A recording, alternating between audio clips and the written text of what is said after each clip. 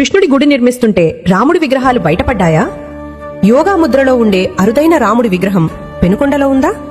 రామాయణం రాసిన వాల్మీకి ఈ విగ్రహాలు పూజించారా? ఎప్పుడు రాముడు కుడివైపు ఉండే ఆంజనేయ స్వామి ఈ దేవాలయంలో మాత్రం ఎడమవైపుంటాడా? భారతదేశంలోనే ఇంతటి అరుదైన రాముడి విగ్రహం పెనుకొండలో ఉందని ఎంతమందికి తెలుసు?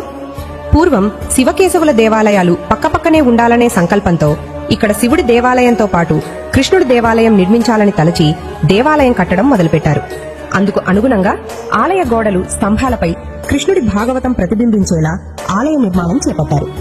దాదాపు 90% దేవాలయ పనులు పూర్తయిన తర్వాత గర్భగుడిలో కృష్ణుడి విగ్రహం ప్రతిష్ఠించాలని త్రవ్వకాలు చేయగా ఒక పెద్ద పెట్టె బయటపడిందట.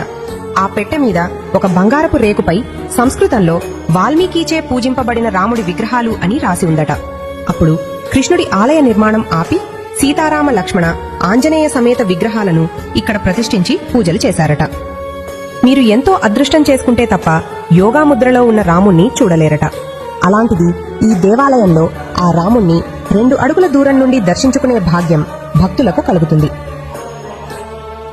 ఇదే దేవాలయంలో ఒకప్పుడు నిత్యం పెళ్లిళ్లు జరిగేవట. కాని ఇప్పుడు ఫంక్షన్ హాళ్ల మోజులో పడి దేవాలయంలో పెళ్లి చేసుకునేవారే కరువైపోయారు. జై శ్రీరామ్ అనే నామస్మరణతో తమ రోజును ప్రారంభించే ప్రతి ఒక్కరూ ఈ యోగా రాముణ్ణి ఒక్కసారైనా దర్శించుకోవాలి. ముందుగా పెనుకొండ ప్రజలు మేల్కోవాలి.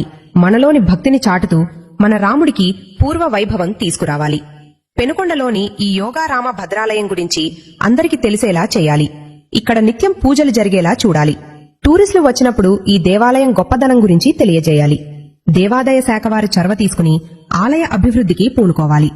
పెనుకొండ ప్రజలారా, ఈ ఊరు ఒక టెంపుల్ సిటీ. కాని మనమే గుర్తించకపోవడం వల్ల ఈ రోజు ఈ స్థితికి చేరింది. అందుకే మన దేవాలయాలను, మన ఊరిని మనమే అభివృద్ధి చేసుకుందాం. జై శ్రీరామ్.